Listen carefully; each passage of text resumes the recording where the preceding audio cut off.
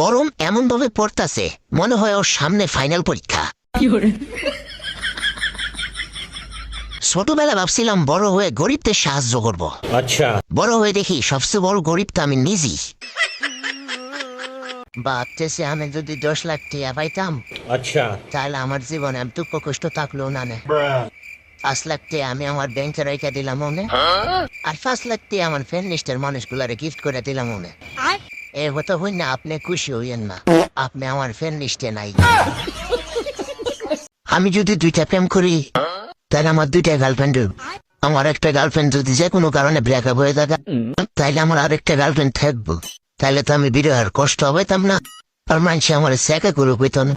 এটি ভাবিব আমি এখন থেকে ভাবতেছি বেডি মানুষ এমন কেড়ে হেতে কাছে 1-2টা লাইক চাইলে আমার ভিডিও যেভাবে ইগনোর করে মনে হয় এর বাপের কাছে যৌতুক চাইছি।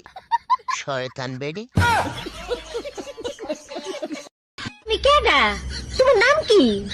যে আমার নাম বিয়া কইরা। বিয়া কইরা? তুমি কি বিয়া করছো? না, বিয়া করি না। তোর এটা কেমন নাম হইলো? আমার এটা বংশ পরম্পরা আর কি। আমার নাম হলো বিয়া কইরা, আমার বাবার নাম হলো হাঙ্গা কইরা, আর আমার দাদার নাম নিকা কইরা। না আছে টাকার গরম, না আছে রূপের গরম, তারপরও এত গরম কি লেগে লাগতেছে বুঝতেছি না।